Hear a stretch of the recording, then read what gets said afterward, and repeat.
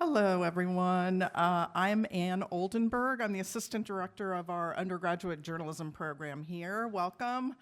Thank you so much for coming. We've been delighted this semester to be working with Tom Gelton as the distinguished inaugural Sacca Family Religion and International Journalism Fellow. Tom spent 4 decades at National Public Radio reporting on national and international news from posts in Washington and around the world.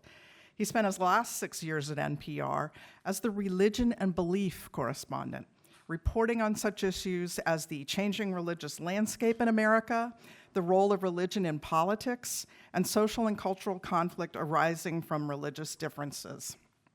All a perfect backdrop for today's conversation with our special guest.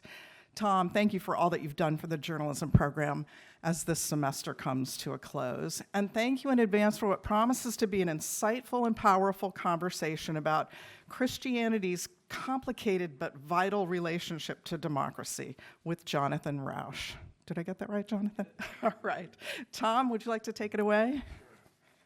This is the last of the conversations that I've been hosting here. This is the Berkeley Center for Religion, Peace, and World Affairs, and it's appropriate that we conclude this series with Jonathan Rauch, whose new book is right up the Berkeley Center alley, I think we could say.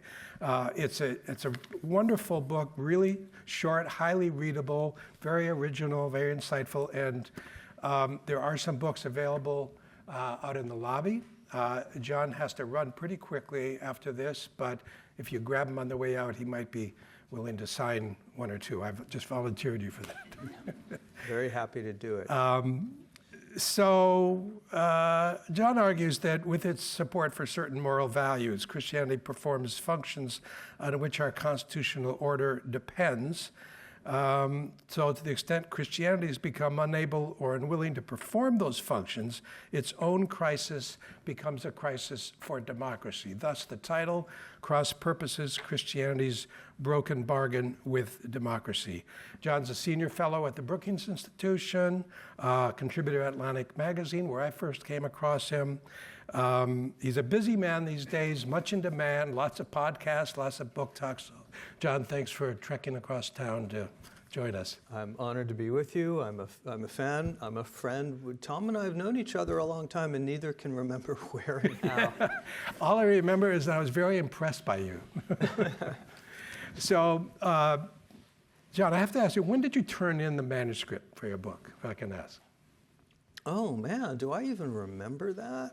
I'm guessing it was before the election. Oh, it was way before the election. It's University Press, so enough said. It took production took, I think, a year or so. So I think I must have turned it in probably about a spring of last year. And then, there was a little bit of revising that went on, but this is a pre-election book. Well, I asked that because a lot has happened since then. Really? I hadn't noticed. I think all of us wake up every day, we read the newspaper, we hear on the news, and we're sort of horrified, shocked, whatever, at what's happening. The subtitle of your first chapter is Faith's Crisis, Democracy's Peril. Let's begin there. Updating this conversation to the current moment, April 24th, what do you right now see as democracy's peril? Well, that could be a question about the book, or it could be a question about such things as Congress's failure to assert its constitutional role, the lawless behavior of the current administration, its contempt for the courts, and its contempt for public values and norms. One could go on. So which conversation do you want to have? But if you said that democracy was in peril a year ago, I'm assuming that you feel even more strongly about that. Oh yeah, right yeah. But the reason I wrote the book, Tom, I am, as you very quickly gather if you read the book, I'm very secular. I'm a Jew. I'm a proud Jew. But I'm also an atheist. I'm not someone who's ever believed in God. I tried at one point. You can get away with that if you're Jewish and not too noisy about it. And I'm gay. And so I'm very much an outsider to Christianity, but I am at Brookings, and we spend our days trying, and have for years now, trying to understand what's underlying the crisis of liberal democracy in America and around the world. And of course, some of that is partisan politics and the rise of Donald Trump, and of course that's true. But we're also trying to figure out the deeper causes that are making Western publics ungovernable. We saw in 2024 that in every Western election, as I understand it, the incumbent was thrown out. Not the incumbent party necessarily, but the incumbent person, and that was true in the US as well. This is the third election in a row in the United States where the incumbent was thrown out. I'm pretty confident that 2028 will be another, if it's free and fair, open question. So we're trying to figure out, so why are publics becoming ungovernable? And I, and among others, came to think that you can't answer that question without understanding the crisis of Christianity as an important background cause. So this is not just a moment of political crisis, it's a moral crisis, a moment of moral crisis. Yeah, you know, way back in 1993, which, unlike any of you, were old enough to remember, you remember Hillary Clinton's famous speech very early in the Clinton administration about the crisis of meaning? Oh, sure. Mm-hmm. And people ridiculed her for that, but she gave a speech, might have been here, I don't quite remember, in which she said that there's a crisis of meaning, that people are searching for something more in life than just material well-being, and we need to address that. And people mocked her at the time, and she dropped the subject because, I suppose, because of the mockery, and went on to health care. Now, however you think about how that worked out, it turned out, you know, this is what, 32 years ago. Mm-hmm. And she was right, and she continues to be right, righter than ever. Mm-hmm. So let's go to the founding. The founders did not set this country up as a Christian nation. In fact, the First Amendment explicitly forbid Congress from enacting any law regarding the establishment of religion. And of course, advocates of church-state separation argue that over and over. But you suggest in this book that when the founders said that, when they omitted any mention of a religious basis for our constitutional system, they did so only because they assumed a pre-existing, already existing moral foundation was in place at the time. Is that a fair summary? Yeah, well, that's a beautiful summary. There was pressure on the founders from Christian nationalists. There's nothing new about Christian nationalism, to invoke Jesus and Christianity in the founding documents. And they specifically refused to do that, which was quite controversial at the time. They wanted this country to be an ecumenical and secular structure. At the same time, they told us, Washington in his farewell address, Adams in a very famous letter, Madison at the Richmond Ratification Convention, others, all told us that the Constitution is just a piece of paper without what they call the Republican virtues to support it. You know, these are the ways people need to behave in order to sustain a democratic republic, which they understood was very hard. Until then, democratic republics had always failed. Ours is the first, actually, that has survived in the long term and thrived. And so they told us we had to get those values from outside the constitutional structure. And that meant civil society, which of course meant family and schools and community. But it very largely meant Christianity, white Protestantism specifically, which is the country's founding faith and still its predominant faith.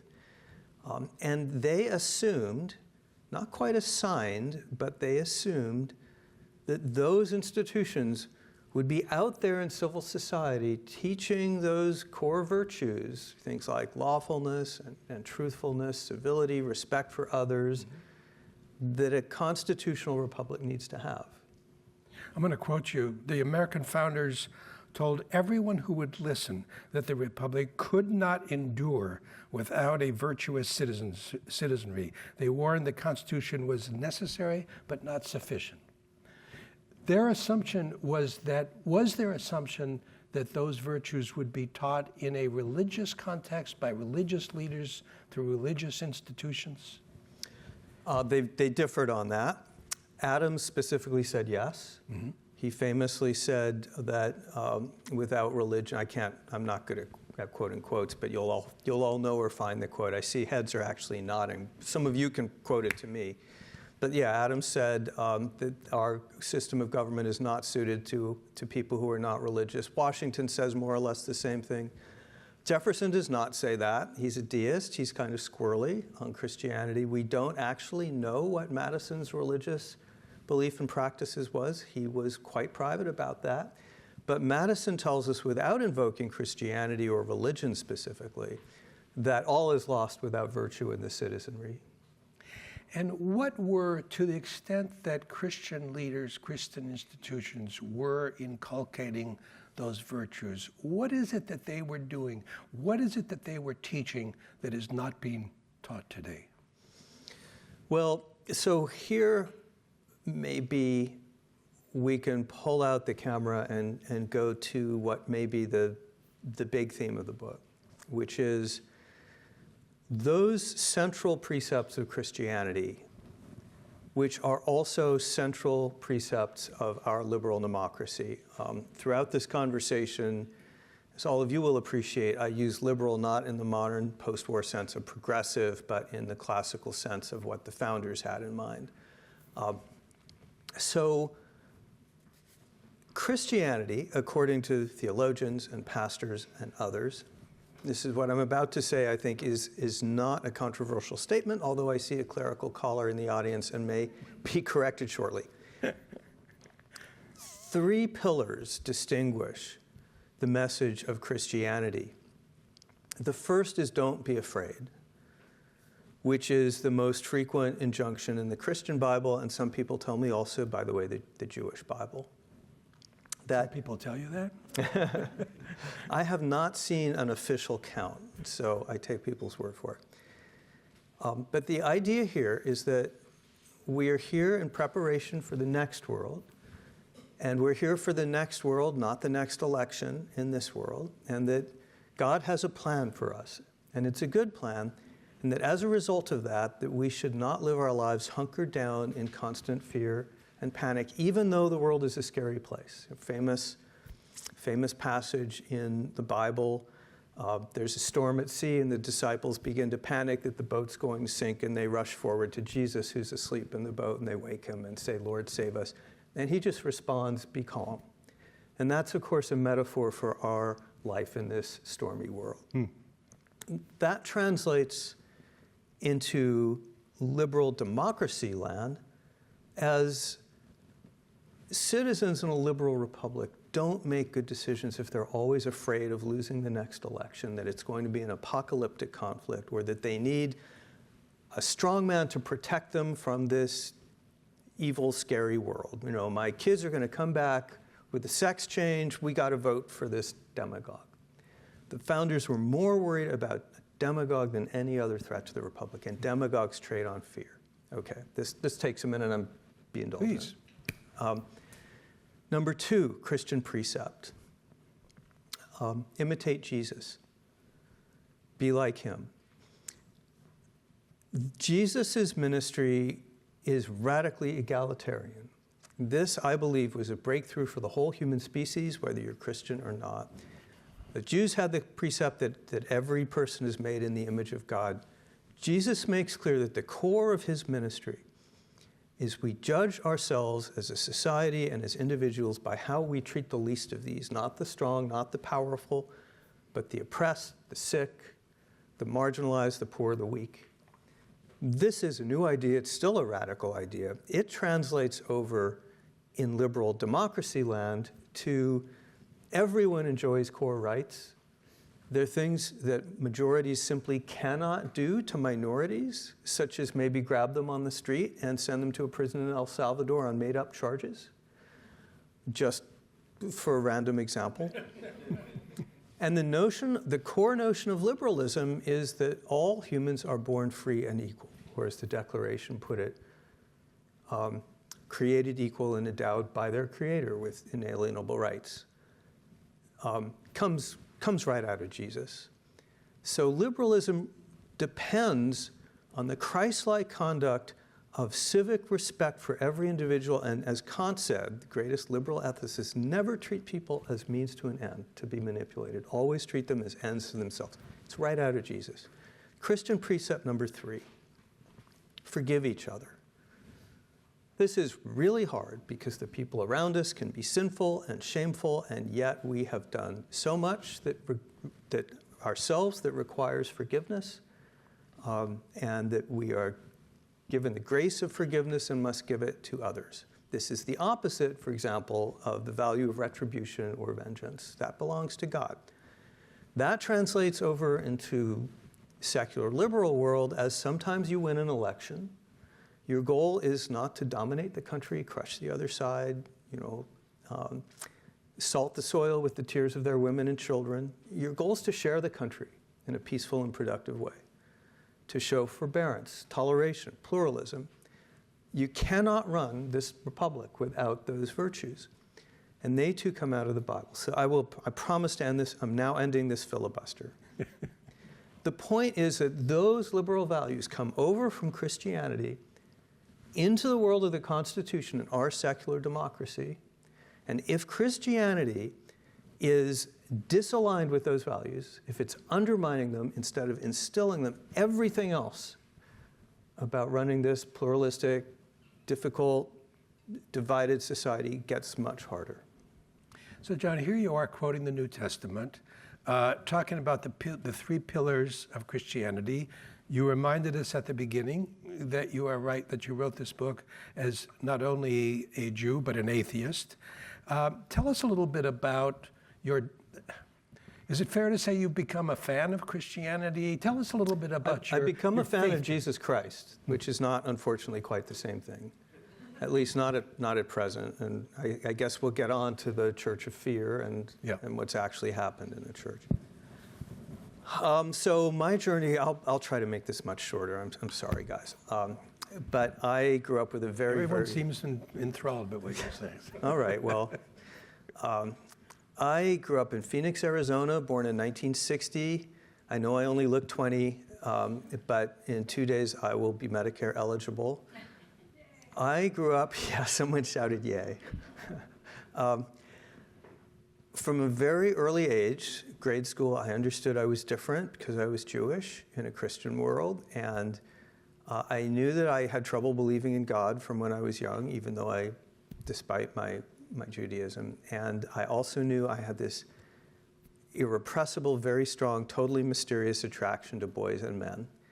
I didn't have a name for that for many years, but I knew I had to hide it, and I knew that I literally could not turn on the car radio on a Sunday and turn the AM dial without hearing some preacher talk, consigning me or people like me to hell. And I grew up believing Christianity was bigoted and cruel and hypocritical. And I was not wrong about that. And my first impression, my first inkling that something might be different was college roommate, freshman year, was Mark McIntosh, who was the first real Christian that I met. Real in the sense, he wasn't a plaster saint. He was ironic and could get angry, but he walked the walk. Christianity infused his life. He went on to become a very great theologian and Anglican priest, Anglican minister. And that left me thinking, maybe there's something to this, because how his Christianity made him a better person. And over the years, I became less hostile to Christianity. I got to know folks like Peter Wehner, who's been in this series, who's become a very close friend and kind of led me through a lot of Christianity. I was privileged to get to know Tim Keller, who we might want to dwell on for a minute. Even so, As recently as 2003 in The Atlantic, the dumbest article I ever wrote, I celebrated secularization in America, by which I meant, we're just losing interest in organized religion, and isn't that great? We'll be like Scandinavia, religion is dogmatic and divisive, and we'll all get along better. And boy, was I ever wrong about that. All the social indicators on things like loneliness, anxiety, depression, disconnectedness, deaths of despair, all of those things have gotten worse. They've gotten especially bad for the lower parts of the socioeconomic spectrum. The work that Christianity was doing has been replaced by fads and kooky stuff and divisive and toxic stuff, QAnon and left-wing radicalism and right-wing radicalism. The church has become politicized to a much greater extent, and we're becoming ungovernable. So that's my journey. Let's talk about Tim Keller for a minute. I don't know how many of you know who Tim Keller any of you was. He was a very influential... A few heads are nodding. Yeah. Tim Keller. Tim Keller, the Redeemer Presbyterian, was it Redeemer Church? Redeemer Church, yeah. Yeah, in New York City. Very influential evangelical pastor. I was telling John before we started that a former colleague of mine at NPR who was researching a book on religion met Tim Keller in the process of writing that book. And at the time, she was, fair to say, agnostic, if not atheist. She came away from that conversation with Tim Keller becoming a devout Christian. That's the kind of influence that he had on people. Tell us about what, you didn't become a devout Christian, but you do say that he had a big influence on you. Yeah. Tim Keller was, among other things, a brilliant man. And along with, say, Francis Collins, who's a devout Christian and one of the great scientists of our times, Tim was one of the people who demonstrated to me that believing in God was not some crutch because you were emotionally or intellectually weak. That the belief that faith is a gift which I was not given, that is completely consonant with a brilliant mind and deep insight into human affairs, and that for those who have this gift and interpret it correctly, it adds a dimension to their life that I don't really perceive.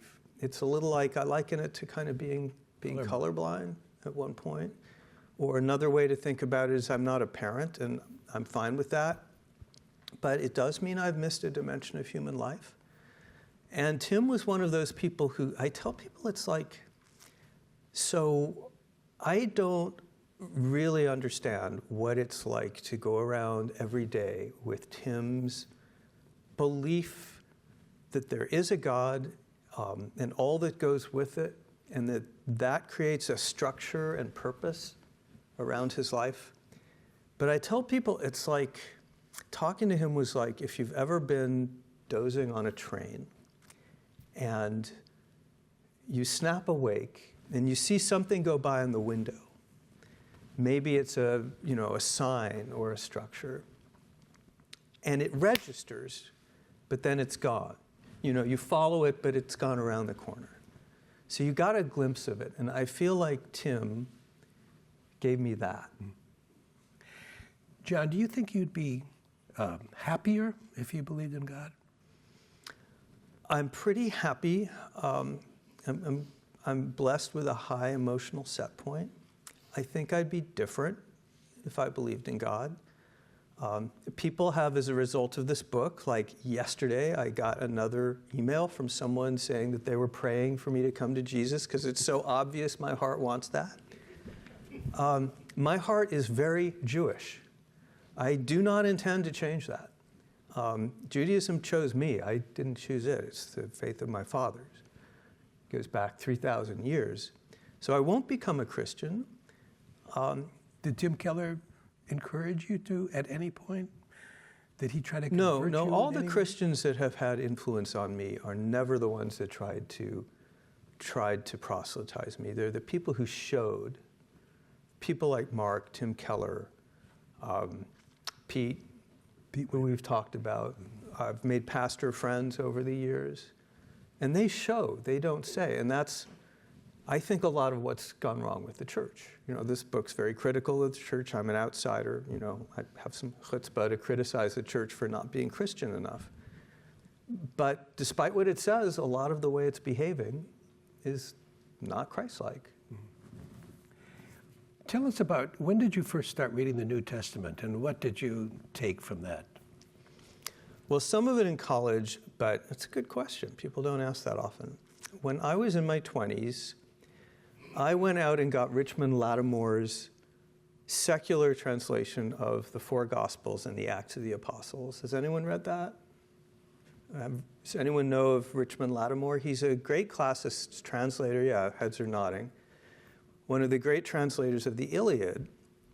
And this is a secular translation, meaning it tries to represent the prose in an English equivalent of how we today might read the Greek of the Christian Bible, which is to say not too polished and pretty direct, actually.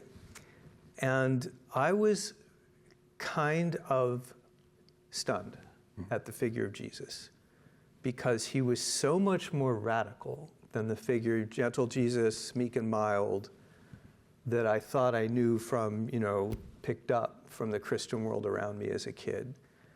Jesus was orthogonal to every prior philosopher, and he's probably orthogonal to every subsequent philosopher. And one of the things that I thought I got out of the Acts of the Apostles and the Gospels was he's orthogonal to his own disciples, because they never really seemed to get it. His attitude is like, guys, duh. And they're like, I don't know, do another miracle. So that's when I realized there was something very special here. You said the Christian gospel is the most powerful story in human history. That's an amazing statement. Is it amazing? It's an amazing statement for someone who describes himself as an atheist Jew, right? Well, I just think that's objectively true. I don't even know, is that controversial? What would be, maybe Genesis, but in terms of its transformative effect, okay, Christianity is the biggest religion in the world. What is it, like 1.1 billion or something more? Mm-hmm. And it began with just a few people, and within 1,000 years, dominated. And the story it tells. So Judaism and Islam are state religions. They're religions of conquest, failed conquest in the case of Judaism, but still. Christianity is organized around a God who dies like a slave, tortured, and to organize an entire faith, the world's dominant faith, around the radical principles of a man who dies. How this is astonishing. The power of this to this day is fantastically counterintuitive. Mm-hmm. So that's why I think it's not even a controversial statement to say that the impact of the Gospels is unparalleled. If he were promising riches, or if he were telling a conventional hero narrative, and the good guy wins in the end, you'd say, okay, well, that's a great story, but this is completely different. Okay, let's turn it a little bit more secular. At some point, you connected Christianity and democracy. Democracy is an issue you've been focused on basically your whole professional life, since you were an intern at the National Journal. At some point, you connected your thoughts about Christianity and its potential with the problems of democracy. Tell us how you made that connection. I don't remember a lot of light bulb moments. It came gradually from observing that everything seemed to be going wrong in our politics at around the same time that things were going wrong in Christianity. The church was shrinking rapidly. It was becoming more politicized, more hard. It was moving away from the discipleship of Jesus. I think that a breakthrough moment for this work came in the fall of 2021, when a man named Dowlin Oaks gave a speech at the University of Virginia, which my Latter-day Saint friends told me I ought to check out. Dallin Oaks is the first counselor in the first presidency of the Church of Jesus Christ of Latter-day Saints, and that means, translation, he's the number 2 person in the church and is likely soon to be the prophet of the church. He's also a distinguished law professor, constitutional scholar, former Chief Justice of the Utah Supreme Court, or maybe just Justice, former president of Brigham Young University, deeply conversant in the Constitution. And the speech he gave said, I come to you not as a lawyer, but as an apostle of Jesus Christ, who many of us worship. And I'm here to talk about, what does Jesus expect of us in our political lives? And he concludes, you should read the speech, and it's one of a number that he gave, and articles that he wrote. But he said, Jesus wants us to approach politics in the spirit of patience, negotiation, and mutual accommodation. That's, of course, right out of James Madison and the Constitution, right? He says, we are not here to dominate and impose our will. We're also not here to give up our values and compromise them away, but we are here to look for ways to enlarge the space to live together. And that's what Jesus Christ wants to do. And that's deeply rooted in the church's theology. It's not a strategic choice. I had also been aware that the church was not just talking that talk, but walking that walk. I was flabbergasted in 2022, the very conservative Church of Jesus Christ of Latter-day Saints, which opposes homosexuality and can excommunicate you for a gay marriage, nonetheless was one of the forces that helped pass the Respect for Marriage Act, which enshrined my same-sex marriage in federal law. And along with that, that law brought in some very important new protections for religious liberty, ensuring that federal grants, contracts, tax breaks, charitable status will never be used as an instrument to try to force religious organizations to accept same-sex marriage. That's enlarging the space, right? More room for me to be married in federal statute, in case the Supreme Court ever changes its mind. More room for the church to stay outside of that without being harassed by the government. And again, I'm sorry about these super long answers, but that's kind of the moment when it dawned on me, so there is another way for Christians to approach the civic sphere. I think the most important point you just made was that was not a indication of his political preferences. It was not some kind of compromise with the left. It was a theological point he was making. He was laying out, he was articulating what you call a civic theology. Exactly, yeah. So maybe a word about that.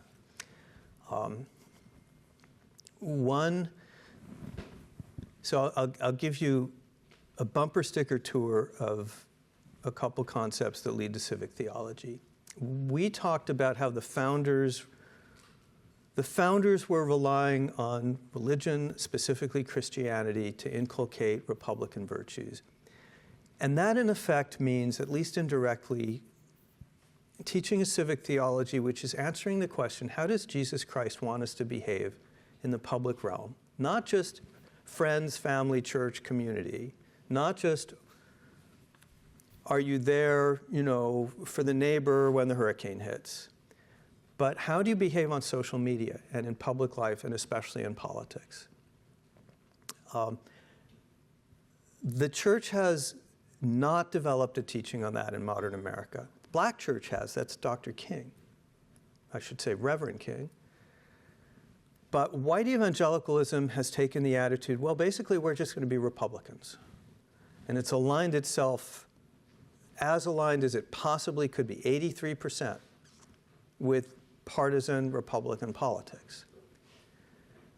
As a result of that, it has taken a secularized approach to public theology, and it's not behaving like Jesus, it's behaving like MAGA. We're seeing white evangelicals overwhelmingly embrace, for example, a figure who says, I am your retribution. Well, now, what about forgiveness? He says, he characterizes an entire class of humans as vermin. Well, that's not exactly Christ-like. He says, I'm your protection, we're being invaded. That's not live without fear. That's not be not afraid. And into the space that has been left where a Christian civic theology has rushed in these politicized secular values. So basically, people like David French and Russell Moore, who are Christians, argue if you took a random room of secular people and a random room of white evangelicals and looked at their behavior in politics, you might well say that the random secular people were more Christ-like in the attitudes they're showing. I'm seeing some people not in the room. That's the broken bargain you're talking about. That's the broken bargain, right. And so the question becomes, for me as a secular person, as an outsider, can Christianity do the work of answering the question that the Latter-day Saints have very consciously answered? They have made a choice to try to figure out what Christ demands of them in a public context. Can other Christians do that? And it's interesting that you spend as much time on the LDS community as you do in this book as an example of what you call thick Christianity. And it's not just Dallin Oaks. Why don't you remind us who Rusty Bowers was and your experience with Rusty Bowers? Because I think he's Dallin Oaks, you talked about the church's support for same-sex marriage with certain exceptions. Rusty Bowers is an example in a whole different context. Yeah, just for the record, the church does not support same-sex marriage. Right. I wish it did. Right. It does support creating a legal environment where it can coexist with same-sex marriage. Anyone know Rusty Bowers? Raise your hand. No? Okay. One does? Okay, that's good. Two or three? Rusty Bowers was the Speaker of the Arizona House of Representatives. He is a member of the Church of Jesus Christ of Latter-day Saints. He got a call from Rudy Giuliani after the 2020 election, demanding that he call the legislature into special session to order a re-examination of the vote. He said, what's the basis for doing that? Giuliani said, I will send you some documents that show the election were stolen. The documents never arrived because, of course, there were no such documents. Rusty Bowers refused to call the special session. He then became a target of the MAGA movement. He lost his seat in the House. He lost his bid to go into the Senate. Instead, he's politically retired. He testified before the House, the January 6th committee. As you know, if you're a Republican conservative, that's a controversial thing to do. And he has never wavered in his beliefs that he did the right thing politically. So I called him up. He's a fellow Arizonan. He lives in Mesa. He's a sculptor, actually, an artist, and very conservative man. Voted for Trump. Voted for Trump, yeah. And we talked about how he carries it. So there's this doctrine in the Latter-day Saint scripture. It's very important to the church. It's just key to the church. It's called agency. And it's similar to free will in some ways, but it basically says people need to have room in their lives to make wrong choices. So you don't want to create a world that's like, where all the choices are made for you, and that means like some people going to choose to be gay. And that's how you grow spiritually, is you're confronted with choices, including some bad choices, and you make good choices. And they've embodied this as pluralism, as living together in a world where other people will make different choices and choices that I might think are wrong. And that's where he's coming from. And that's what he told me. And it was an expression of his faith. Yeah. Like Dallin Oaks, he connected it to his faith. Yeah. People sometimes say in podcasts, so are you saying that people should not bring their faith to politics? And I say, of course they should bring their faith to politics. It's a question of how they do it. Mm-hmm. You spend a lot of time, as they say, on the LDS community, but you also refer to a number of evangelical leaders. You've mentioned Russell Moore several times, David French. One group that you haven't talked about, and I'm going to put you on the spot only because you're at a It's Jesuit gonna be university. Catholics, right? Yeah. I mean, the Jesuits in particular are famous for their commitment to social justice and the social gospel. You didn't have a lot to say about Catholicism in general. Yeah, I had a word limit of 40,000 and a tight writing deadline, and there's some gaps in this book. Andrew Sullivan, in his podcast, of course, he's a Catholic. He reamed me out. Oh, he did? Yeah, he said, "How can you write a book about politics and religion and never once mention Pope Francis?" Yeah. And I guess in some ways he's right, but I think a bigger gap in this book is the greatest public theologian, I think, of the 20th century was Reverend King, who brought this, we refer to him as Dr. King. He's Reverend King. Mm-hmm. Christianity totally infused how he approached nonviolence and civil rights. And it remains a shining model, which unfortunately white evangelicals have rejected. So those are not in the book, and I suppose they should be. But, okay, here's a reason why I didn't make space for them, which is, like it or not, the black church and Catholicism are not this country's bedrock founding faith. They're not the culturally dominant faith, and they are not the faith that believes that it's entitled to cultural primacy, which white evangelicals still do. Mm-hmm. The white evangelical church, according to sociologists, an important reason that has become politicized and partisan and sharp and angry and fearful is its loss of cultural and social and soon demographic primacy. It's going into minority status, and it is frightened, and it is responding the way frightened people and organizations do.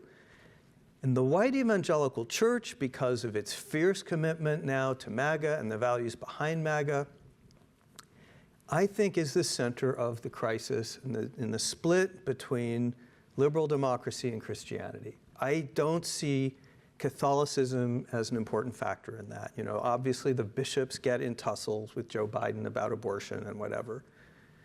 But I don't see the same kind of crisis environment that we now see between white evangelicals and the liberal secular world. Although, just to make one brief point, and then we'll move on, a huge issue right now is migrants and how Christians should look to migrants. The Catholic Church has been a leader in that regard. We just saw the Trump administration excoriate the Catholic bishops over their willingness to resettle refugees, and in return, the Catholic bishops announced that they would no longer take government funding or work with the government on refugee resettlement. So on the issue of immigration and migrants, the Catholic Church has been pretty outspoken. Oh, yes, and I think we'll see those tensions grow. The administration has rescinded guidance that precluded ICE from essentially dragging people out of Sunday school, right? They say they won't do it.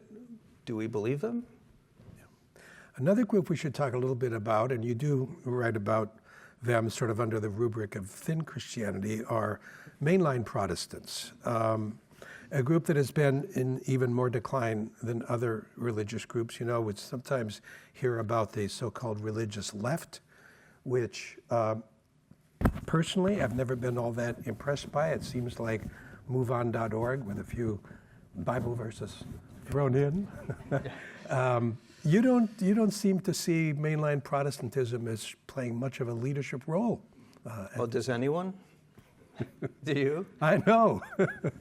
I wish it were. I have deep respect for the ecumenical church in many ways, and it's still underrated and undervalued. According to the Pew data, 13% of Americans are members of or identify with mainline churches. So they're still there.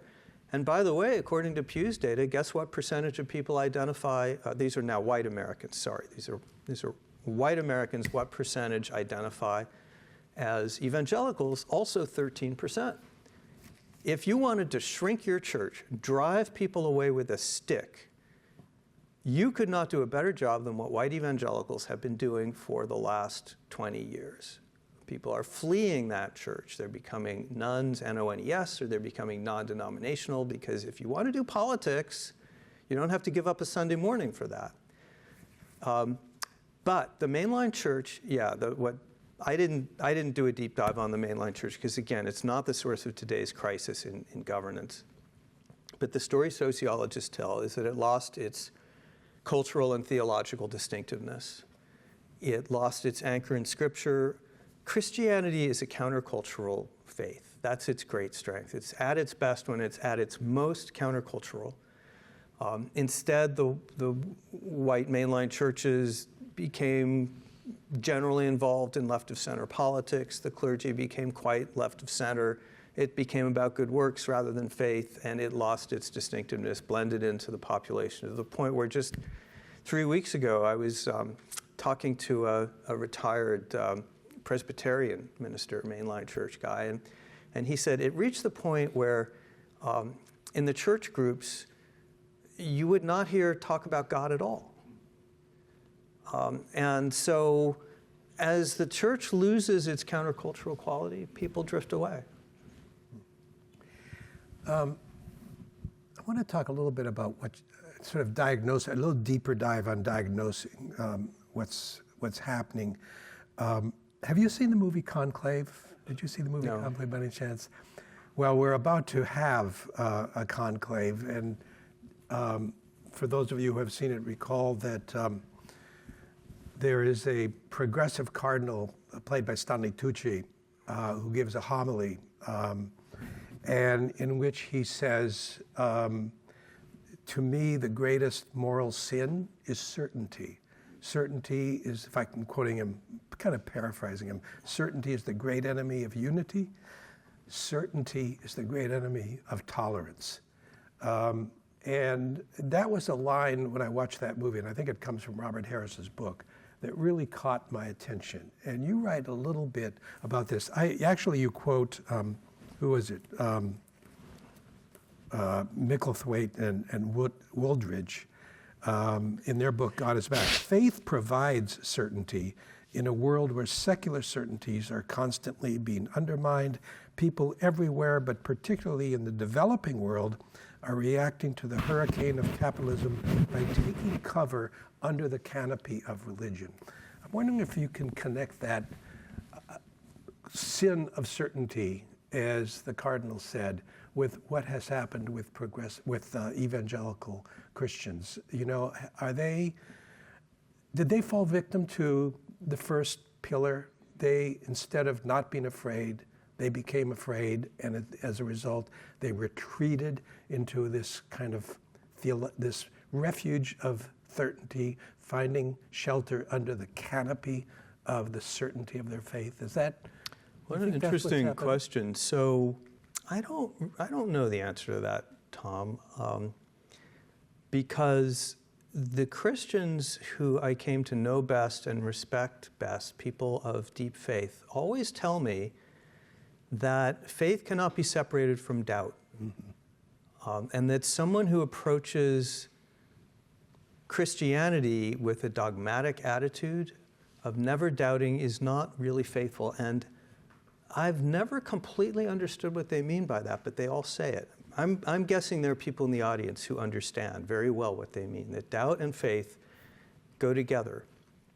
So where Wooldridge and Micklethwaite use the word certainty, if I were writing for them, I might instead use a word like anchoring. Mm-hmm. Some notion that you may see, excuse me. Yeah, there's water here too, John. There's no caffeine in water.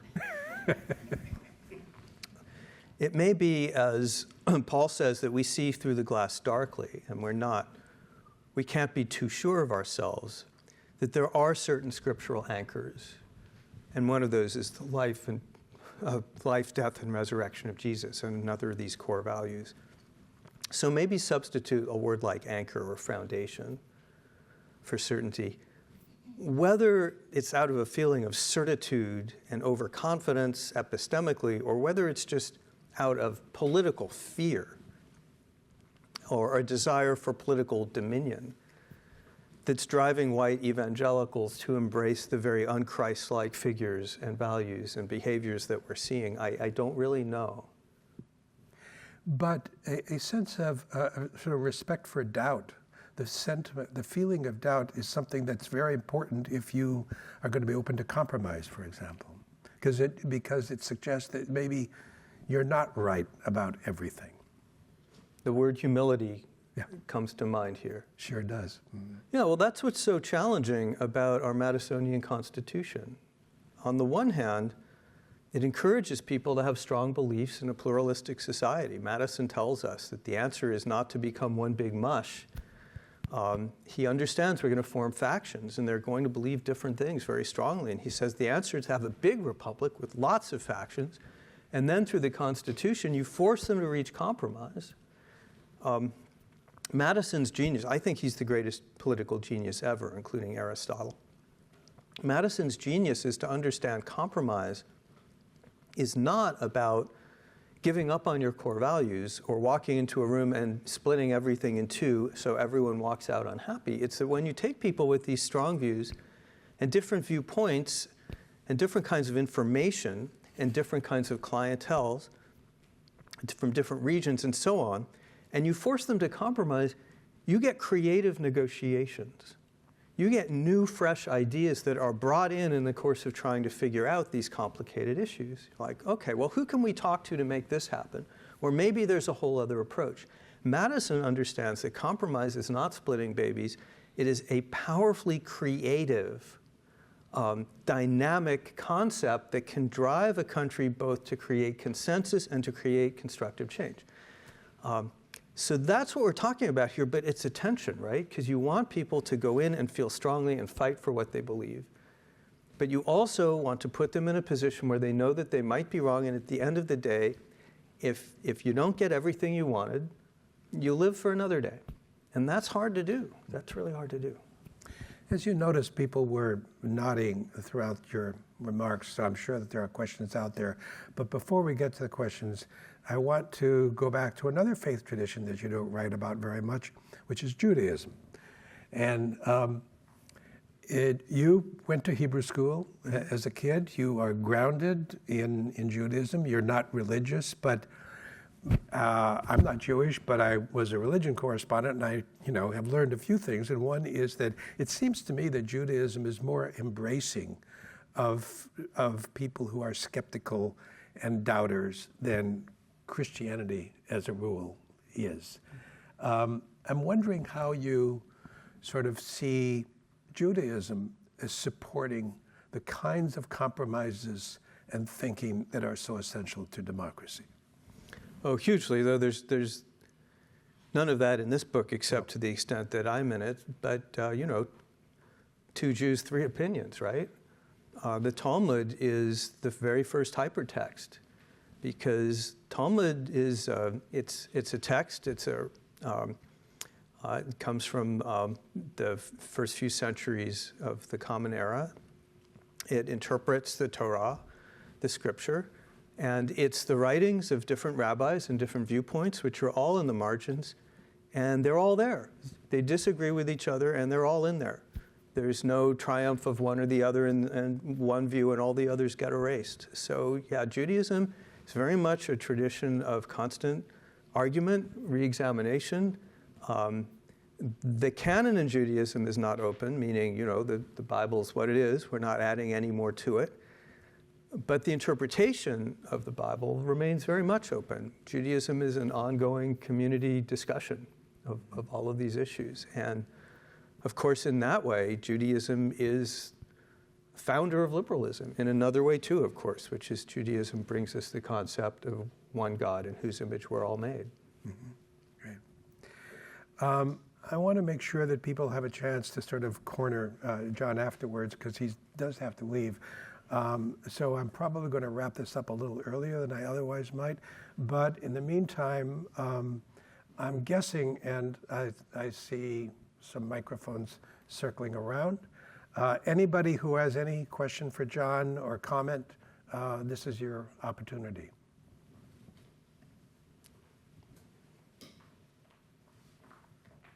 Hello, thank you very much. What is the connection that you see between Christian Zionism and democracy, or the antagonistic relationship between both? between Christian Zionism? Christian scientism or Christian Zionism. Zionism. You know that the U.S. ambassador to Israel is Mike Huckabee, and there has been a real sort of explosion, if that's not too strong a word, of commitment to Israel as a state among hardcore evangelical Christians. Yeah. And I think that's what he's referring to with Christian Zionism. I'm dimly aware of that, but unfortunately, it's not a point on which I've given any thought or have any data, so I have nothing to tell you on that. Okay.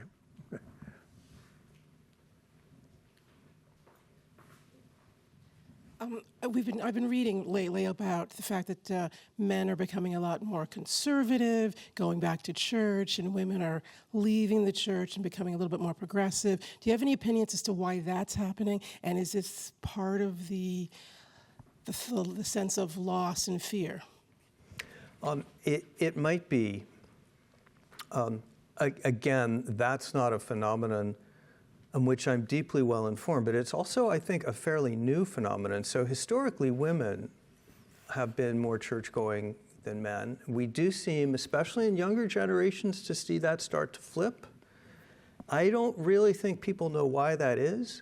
So we are seeing some signs just in the last few years of some changes in the trends of the previous 20. So the first 20 years of the 20th century are a period of unprecedentedly rapid secularization and de-churching. People leave the church in unprecedented numbers, and then within the church, people move from the institutional church, the denominations, to non-denominational. They don't like being pigeonholed. It looks like the decline of Christianity, self-identified Christianity, may have plateaued, but we don't know yet because the data is only like a couple years, 2 to 3 years. It looks like younger men, are getting more interested in the church, but we don't know that for sure yet, and we don't know why yet. It looks like Gen Z, younger people also are getting more interested in institutional Christianity, but it won't look like, our parents' and grandparents' version of Christianity. It won't be probably the mega church and the cathedral. But they do seem to be showing interest, and I'm hearing that on the ground from, pastors. They're kind of drifting back in, wondering what it's all about. So I don't have answers to that question yet. I would join you in watching these developments and wondering if, at least on the white evangelical side, in the white Protestant side, I should say, if the church can get its act together enough, if those opportunities are coming, to mobilize them. Back in 2003, when you wrote that article for The Atlantic, you might have been alarmed by the prospect of young people turning to the church, turning to a faith tradition. Now I sense that progressives, people who are committed to democracy, should perhaps welcome that, right? Well, it depends how Christian the church is. So this is a book. There are books, Ross Douthat has one, on why religion is good and why you should believe it and why it's good for you. This is not a book about religion. This is a book about Christianity, and it addresses Christianity, and all depends on what do we mean by Christianity. If by Christianity we mean we're under invasion, only I can protect you, a whole class of human beings are vermin, and I am your retribution, then no. Let's not have more of that and call it Christian. If by Christianity we mean don't be afraid, imitate Jesus, and forgive each other, then yeah. My message is to Christians, though. I'm in the weird position, a secular, an atheistic gay Jew saying to Christians, look, guys, we need you now. We need your message now. We need the founding message of your church. You can help heal democracy and maybe even help heal your church, your somewhat broken church, not by becoming more left-wing or right-wing or Democratic or Republican or libertarian or secular or anything else but becoming more Christ-like. Please try that, because what you're doing now isn't working. John, how far are you willing to go with that pitch? You probably know there was a coach in, it was either Oregon or Washington, that led his players in prayer on the 50-yard line before or after every football game. It led to a big court battle over whether that should be allowed or not. There are a lot of these right now, a lot of these battles over how much religion can be exercised in public. You seem to take a somewhat more flexible view of that than others, but I'm sure you stop at some point short of where hardcore Christian nationalists would go. I've been, in this talk and in this book, as you all gather, I am quite critical of what I think are some calamitous mistakes that the white Protestant church has made. But another theme of this book is that I'm also critical of mistakes that the secular world and people like me have made. This book is framed as an apology to Mark McIntosh and Tim Keller and others for my mistaken view that we'd all be better off with less Christianity. And I am also critical of my own past in that I think that we on the secular liberal side took Christianity far too much for granted. We were like the fish that don't see the water. We did not understand its importance as an underpinning to our republic. The founders did not make that mistake, but we forgot what they told us. We stopped valuing the importance and appreciating the importance of Christianity. We can say Judaism and Islam, but we're really talking about Christianity predominantly. We got carried away with separation of church and state. We fetishized it to some extent. You know, it's not the end of the world if there's some prayer of some sort. You know, I'm not necessarily saying everyone should say the Lord's Prayer, but we should be more open than we have been. It is not necessary, for example, for me and my LGBT friends and colleagues to demand that every single small mom and pop Christian baker in the country cater every single same-sex wedding, even if there's another baker across the street that's perfectly happy to do that. We don't really need that. We need, in the secular world, we need to be more curious and welcoming of religion. It wouldn't hurt us to go to church now and then just to see what it's like with a Christian friend. We need to welcome more openness.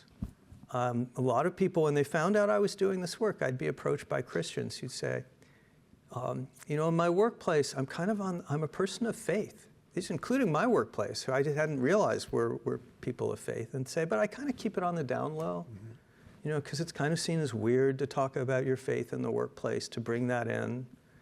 That's completely wrong. We should be welcoming, joyfully welcoming of faith in our everyday conversations and by the water cooler. So there are all kinds of ways that I think we took Christianity and religion for granted, and I think we need to stop doing that. Well, John, that's a beautiful coda to your comments. We still do have some time for questions, though, but that was just a wonderful way to wrap up your view. David, do you have a question? David Hollenbach, yeah. So, thank you very much. Wait for a microphone, David, because this is going to live on in posterity on the internet. So we want to make sure that you're well heard. Okay, thank you very much for your very stimulating presentation. I'm looking forward to reading the book. And David's a faculty member and I'm a fellow Jesuit here priest. at the Jesuit Berkeley priest? Center. I'm a Jesuit priest. And so one of the things that occurs to me, I mean, I'd like to hear about whether you think what the relevance of your arguments are for the international scene. And in particular, what I have in mind, coming as a Catholic, the contribution of Catholicism toward democracy in the last several decades has been pretty significant terms of human rights. Sam Huntington, who I don't agree with on a number of issues, but I do find him very stimulating in terms of his discussion of the contributions of religion and Catholicism in particular toward the advancement of democracy. And he has argued that since the Second Vatican Council in the mid-60s, the Catholic Church has become the leading force for the democratization of various parts of the world from in the 70s, 80s, and maybe early 90s. Whether it's changed since then is another question. I suppose John Paul II was a prominent example of that in Eastern And then, Europe. of course, Pope Francis has been a very strong voice more recently. So I'm wondering about your international angle on this. Have you worked on that issue? And if so, is there relevance of what you've been saying about this set of issues to the international scene? So I've not worked on international Catholicism.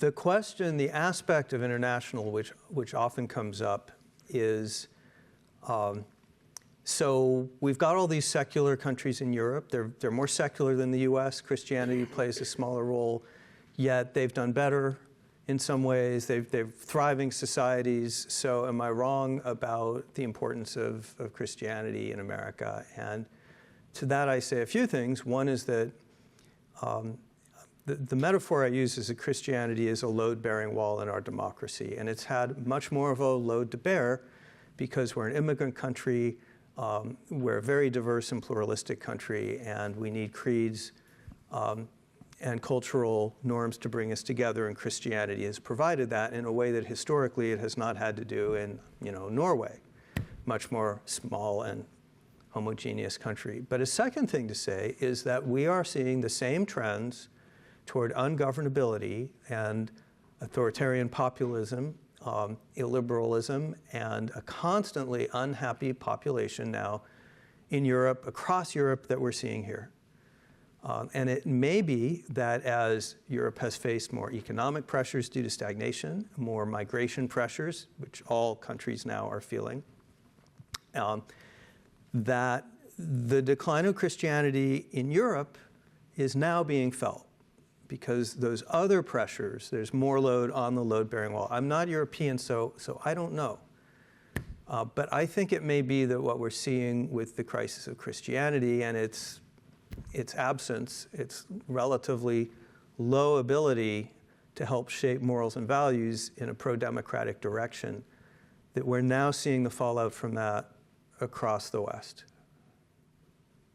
Maybe. We got a bunch more right next to you. That's easy for you. And then back there. Thank you. So I know you touched on this a little bit in your remarks a moment ago, but what do you see potentially as some levers for bringing back those three key pillars? Are you of a Christian? Christianity? Yes, I'm Catholic. What do you see are the levers? So Well- this is, I'm not a church member. This is up to you guys. I mean, you're a Catholic, so you're not a white Protestant, of course, and I'm addressing primarily Protestants. And I think because of the structure of the Catholic Church, it has not drifted as much toward politics and partisan politics as evangelicals. And I don't know what you can do as a Catholic because you're not part of that world. But it's going to be up to Christians, to Protestants, American Protestants, to decide what their future looks like. It's not going to be up to me. So my prescription for them is be more like Jesus, and that's their prescription too. Russell Moore, editor of Christianity Today, and one of the beacons of this book, just a North Star for all of this work,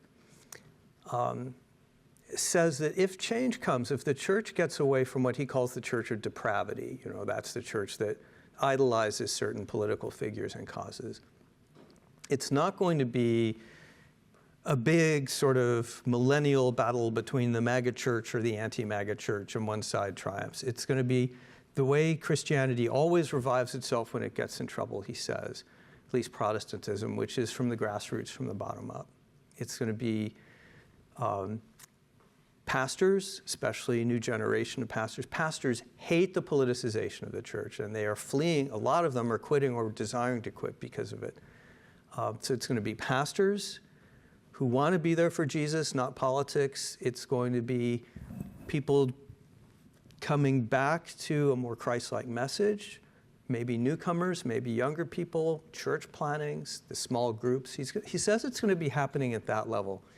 And it will then come by the shrinkage of the church of fear, the partisan, sharp-edged, politicized church, and the upwelling of a more Christ-like church, if it happens. But I can't make that happen.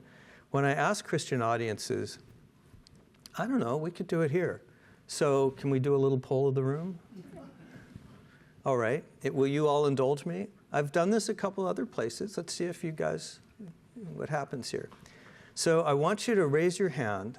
I'm going to ask you 3 questions. First, raise your hand if you consider yourself a Christian. And raise it all the way, 2 joints, so we can all see it. Okay, that's most people in the room. Okay, keep your hand up until otherwise instructed. Okay, now, keep your hand up if you think that the church has made serious mistakes or gone off track in the last 20 or so years.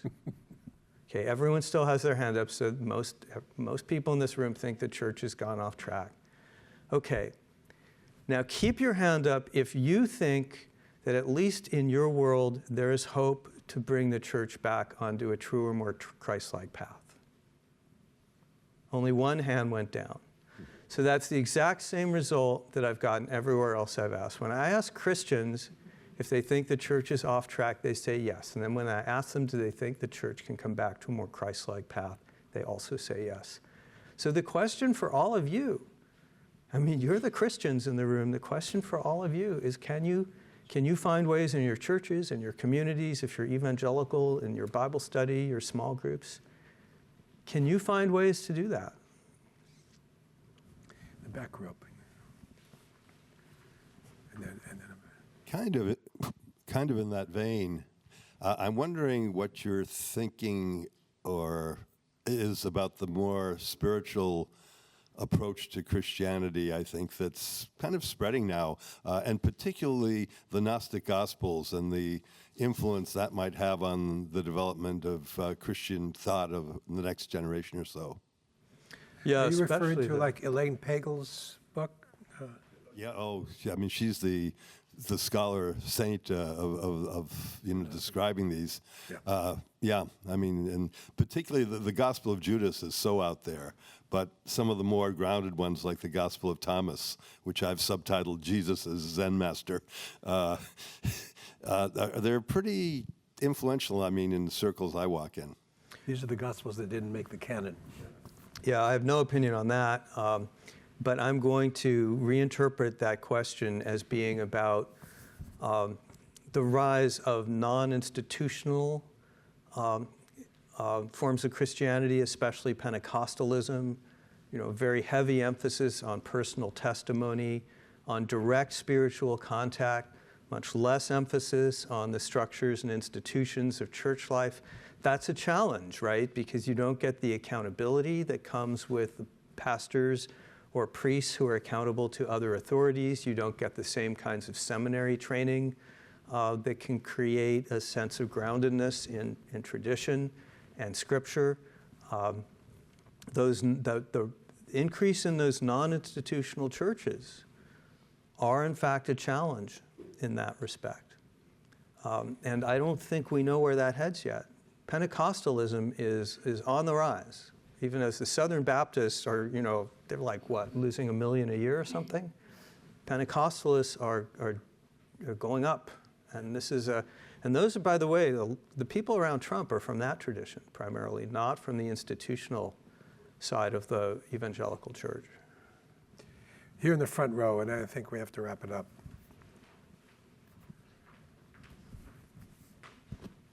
I'm one of the liberal Protestant tradition, probably a minority in this room.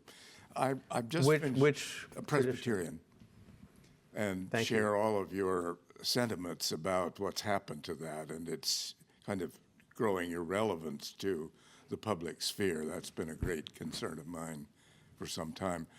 I wanted to say I've just finished reading a manuscript on John Witherspoon, in which the author makes a lot of the connection between Witherspoon and James Madison. As you may Witherspoon know, was Madison's teacher at Princeton, yeah? That's right. And, the College of New and he Jersey. makes a good deal of that. You may know that Madison stayed on after graduation for about 5 or 6 months of graduate study under John Witherspoon. And the point that this author makes about Witherspoon is the emphasis on civic virtue. And he believes that Madison absorbed a good deal of that from John Witherspoon. Witherspoon is all about virtue and natural rights, that combination, which you also find in Madison's thought.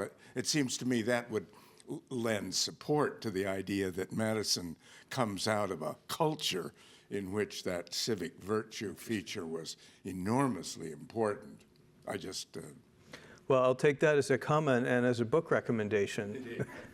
Could I ask you about, do you know the book by Tom Holland called Dominion, How the Christian Revolution Reshaped the History or the World?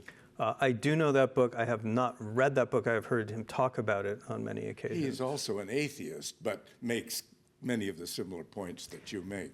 Yeah, I am not alone here. You know, I am part of, I mean, Tom, you've covered religion, and so you know this. I am part of a rethinking in secular world toward our attitude toward faith and Christianity.